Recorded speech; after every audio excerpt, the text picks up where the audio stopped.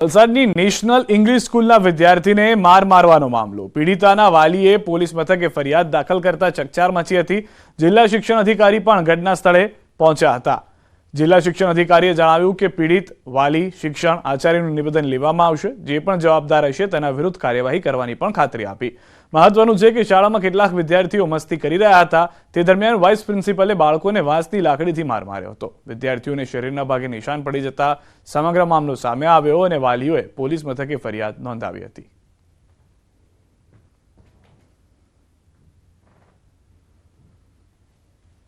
પીડિત જે વિદ્યાર્થીઓ છે એના નિવેદનો, વાલીના નિવેદનો અને આચાર્ય તથા જેમણે પણ આ કૃત્ય કર્યું છે એવા શિક્ષકોનું પણ અમે નિવેદન લઈ અને આ જે મામલો છે એ ગંભીરતાથી લઈ અને અમે ઉપરી કક્ષાએ એની કાર્યવાહી માટે મોકલીશું.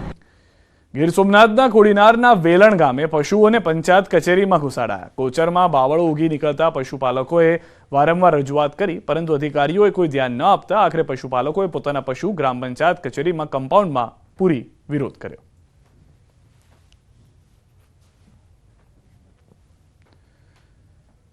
સુરતથી સમાચાર. હજીરા ગોઠાણ નવી રેલવે લાઇન મામલો અસરગ્રસ્ત ખેડૂતોનો જિલ્લા કલેક્ટર કચેરીએ આશ્ચર્યજનક દેખાવ.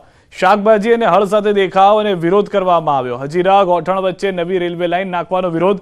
અસરગ્રસ્ત ખેડૂતોએ રેલવે લાઇન રદ કરવાની માંગ કરી. રેલવે લાઇન રદ નહીં થાય તો આંદોલનની ચીમકી. નવી રેલવે લાઇન નાખવાના કારણે ખેડૂતોની મહામૂલી જમીન સંપાદનમાં જવાને કારણે વિરોધ છે.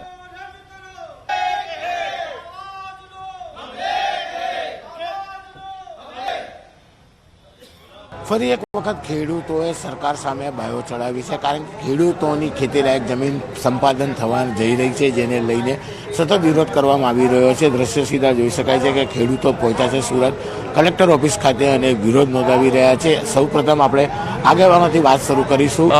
અમારે આજે છેલ્લા લગભગ 9 મહિનાથી અમે હજીરા ગોઠાણ રેલવે લાઇનનો વિરોધ કરી રહ્યા છે. સાહેબ, અમે વિકાસનો વિરોધ નથી કરી રહ્યા, પરંતુ અમારો વિરોધ એ છે કે અમારી જમીન જે પ્રાઇવેટ અમારી માલિકીની જમીન છે એની બાજુમાં હજારો હેક્ટર સરકારી ખાલને એમ જ પટ્ટર પડી રહી છે. સરકાર એ જમીનનો ઉપયોગ નથી કરતી. તો અમારે ખેડૂતો બધા મરી પડે, કારણ કે ઘણા ખેડૂતોના ઘર પણ તૂટે છે. તો ઘર તૂટે તો ખેડૂતો રોડ પર આવી જશે. તો અમારે શું કરવું? અમારો વિકલ્પ શું? અમારે 9 મહિનાથી હેરાન થઈ રહ્યા છીએ.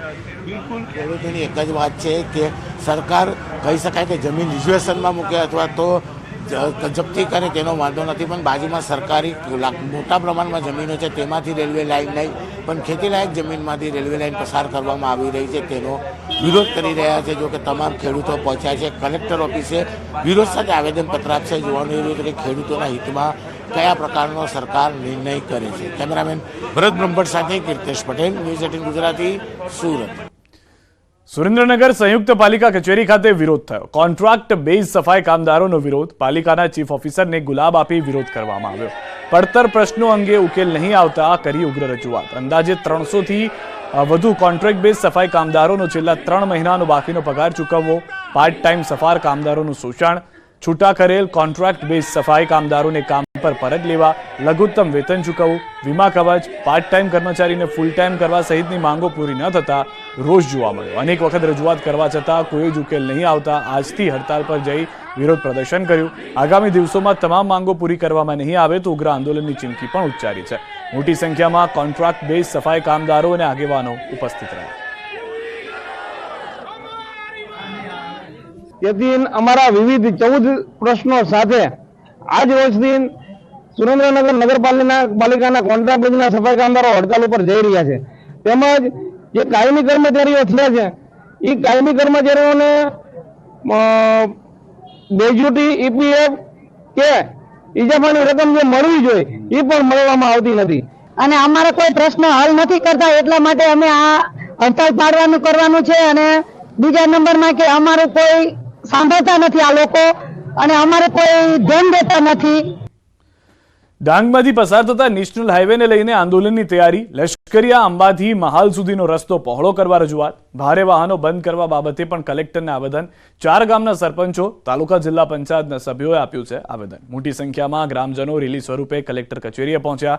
છેલ્લા 8 વર્ષથી નેશનલ હાઈવે બનેલ લશ્કરિયા અંબાથી મહાલ સુધીનો રસ્તો સિંગલ પટ્ટી એટલે કે 3 મીટરનો છે. આ નેશનલ હાઈવે નંબર 953 આજ દિન સુધી પહોળો કરવામાં આવેલો નથી અને અવારનવાર અકસ્માત થાય છે. જ્યાં સુધી આ રસ્તો પહોળો ન થાય ત્યાં સુધી આ રસ્તા પરથી આવતા ભારે વાહનો અને અન્ય માર્ગે ડાયવર્ટ કરવા અપીલ છે. 7 દિવસમાં માંગ ન સંતોષાય તો રસ્તા રોકો આંદોલન સાથે આવનારી લોકસભાની ચૂંટણીનો બહિષ્કાર કરવાની ચીમકી છે. સરકારને આગ્રહ કરીએ છીએ, વિનંતી કરીએ છીએ કે જેમ બને તેમ વહેલી તકે આ રસ્તો પહોળો થાય, કારણ કે મોટા ભાગે ઓછામાં ઓછા 4 ગ્રામ પંચાયતો સંકળાયેલી છે, 20,000 જેટલા લોકો એની સાથે આ રસ્તા સાથે ટચમાં છે. તો આ રસ્તો જલ્દી બને અને લોકોની માગણી સરકાર સુધી જાય એટલા માટે અમે આજે 4 ગ્રામ પંચાયતના આગેવાનો, ચૂંટાયેલા પ્રતિનિધિઓ, માજી પોલીસ પટેલ, કારભારી વગેરે બધા જ સાથે આવીને અમે આવેદનપત્ર કલેક્ટર સાહેબને આપેલું છે. ધારાસભ્ય જિગ્નેશ મેવાણીએ કર્યું ચુકાદાનું સ્વાગત. સુપ્રીમ ચુકાદાનું સ્વાગત તેવું મેવાણીએ કહ્યું છે. બિલ્કિસ બાનો કેસમાં સુપ્રીમના ચુકાદાનું સ્વાગત. हाल ही में सुप्रीम कोर्ट ऑफ इंडिया ने बिल्किस बानो के बलात्कारियों को 2 वीक के अंदर दोबारा सरेंडर करने का आदेश किया है. ये बहुत ही उम्दा जजमेंट है, मैं उसका स्वागत करता हूं. આંતરરાષ્ટ્રીય હિન્દુ પરિષદના પ્રમુખ પ્રવીણ તોગડિયા બિલ્કિસ બાનો કેસ અંગે નિવેદન આપી ચૂક્યા છે. આરોપીઓ સાથે ન્યાય થયો કે અન્યાય એ બાબતે પ્રશ્ન પૂછતા પ્રવીણ તોગડિયાએ ટૂંકાણમાં જવાબ આપ્યો કે બધા હિન્દુઓને ન્યાય અને સુરક્ષા મળે એવી પ્રાર્થના. આ દેશમાં બધા જ હિન્દુઓને ન્યાય મળે, સુરક્ષા મળે એવી જ આંતરરાષ્ટ્રીય હિન્દુ પરિષદ આશા રાખે છે અને એ દિશામાં મળીને કાનૂની પ્રયાસ કરતા રહીશું. સુરતવાસીઓ માટે સૌથી મોટા સમાચાર. સુરતમાં મલ્ટી મોડલ ટ્રાન્સપોર્ટેશન હબને રેલવે વિભાગની મંજૂરી મળી ગઈ છે. કેન્દ્રીય રેલવે રાજ્યમંત્રી દર્શના જરદોશીએ આ અંગે વિસ્તારથી માહિતી આપતા કહ્યું કે પ્રોજેક્ટમાં રેલવે મંત્રાલય દ્વારા 63% રકમ ચૂકવાશે. પ્રોજેક્ટ અંતર્ગત રેલવે સ્ટેશનમાં અલગ અલગ એન્ટ્રી અને એક્ઝિટ સાથે યાત્રીઓ માટે કોન્કોર્સ અને વીઆઈપી લોન્જ તૈયાર કરાશે. ઇન્ટિગ્રેટેડ ટ્રાન્સપોર્ટેશન અંતર્ગત એક બસ સ્ટેશનનું નિર્માણ થશે. આ પ્રોજેક્ટમાં રેલવે અને બસ સેવાને એક સાથે જોડવામાં આવશે. શરૂઆતની અંદર 980 કરોડનો જે પ્રોજેક્ટ હતો એને જોડાણ કરવા માટે અને એને અન્ય સુવિધાઓ માટે રિંગ રોડ, લંબે હનુમાન રોડ અને વરાછા રોડ ખાતે એક એલિવેટેડ રોડની જે જરૂરિયાત હતી એ વધારાના ફંડની પણ મંજૂરી ગઈકાલે આપવામાં આવી છે. અને એને કારણે આ જે સ્ટેશન છે એમાં જે સિટી સેન્ટર તરીકે આપણે સૌથી જૂનું સ્ટેશન જે ફર્સ્ટ ફ્લોર પર છે અને ત્યાં ડાયરેક્ટ યાત્રીઓ પહોંચી શકે, સરળતા થઈ શકે એના માટે નવું વધારાના 498 કરોડની મંજૂરી આપવામાં આવી છે. એમાંથી 63% પૈસા રેલવે દ્વારા ચૂકવવામાં આવશે.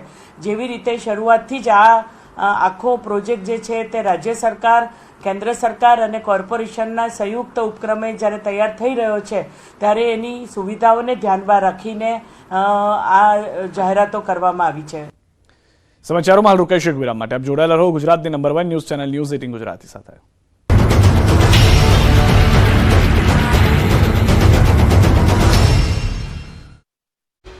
મોદી से राहत दरे जमीन मेळववा रणनीति घडाई.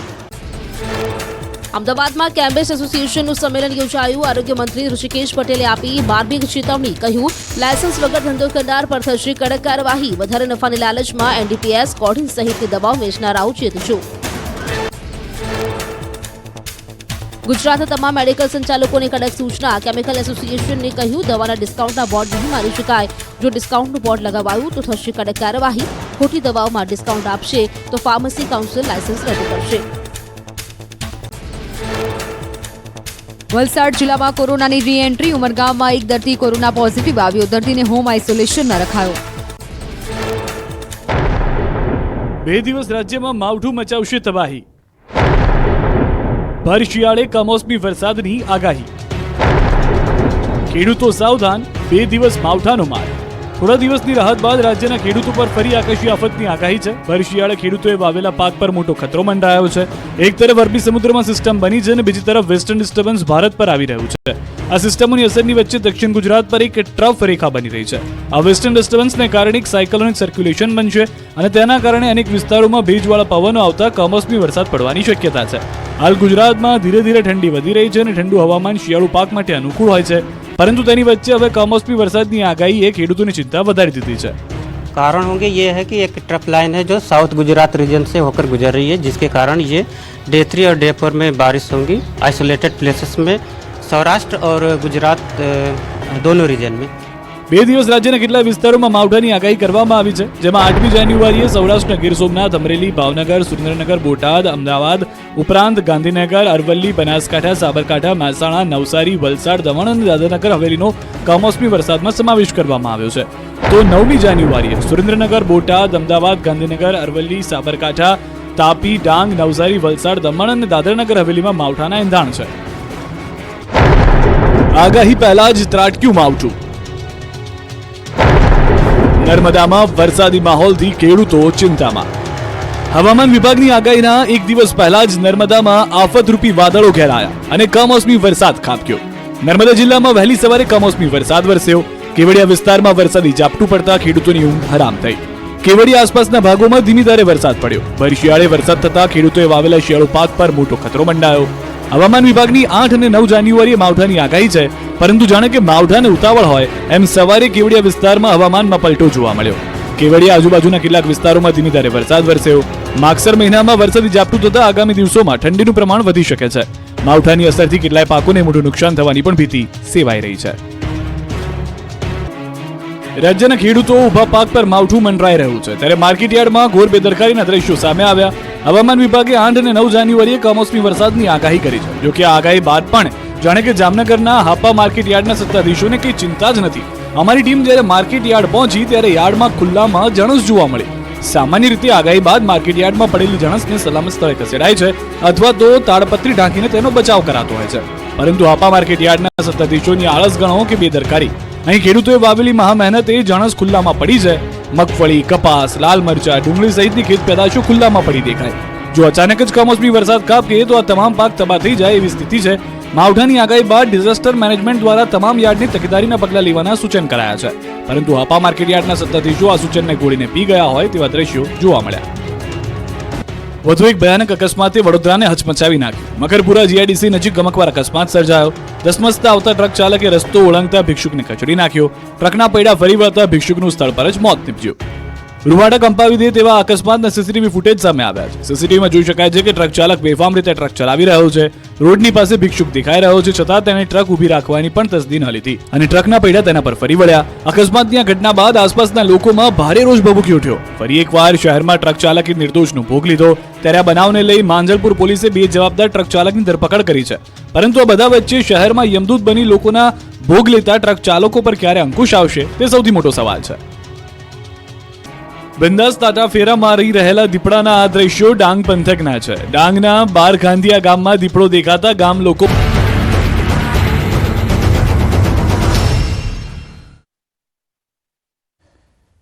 વિરામ બાદ આપનું સ્વાગત છે. કચ્છથી સમાચાર. કચ્છમાં પ્રવાસીઓ માટે આકર્ષિત બનેલ રોડ ટુ હેવન વિસ્તારમાં હાલ પક્ષીઓ માટે જોખમ ઊભું થયું છે. તે વિસ્તારમાં ડ્રોન ઉડાડવા પર પ્રતિબંધ છે, કારણ કે ડ્રોનથી પક્ષીઓને નુકસાન પહોંચી શકે છે. પરંતુ ઇન્ફ્લુએન્સર્સ દ્વારા ડ્રોન ઉડાડવામાં આવતા હોવાની માહિતી જાણવા મળી છે, જે નુકસાનકારક સાબિત થઈ શકે છે. એશિયાની એકમાત્ર ફ્લેમિંગો સિટી કચ્છમાં આવેલી છે, જ્યાં ફ્લેમિંગોના બચ્ચાનો પણ ઉછેર કરવામાં આવે છે. ખાસ કરીને આ સિઝનમાં લાખો કિલોમીટરનો પ્રવાસ ખેડીને સુરખાબ અને પક્ષીઓ પણ કચ્છ આવે છે, પરંતુ આ પ્રકારનું કૃત્ય નિંદનીય છે. વન વિભાગ દ્વારા આ પ્રકારના લોકો સામે પગલાં લેવામાં આવશે તે પ્રકારે ખાતરી આપવામાં આવી છે.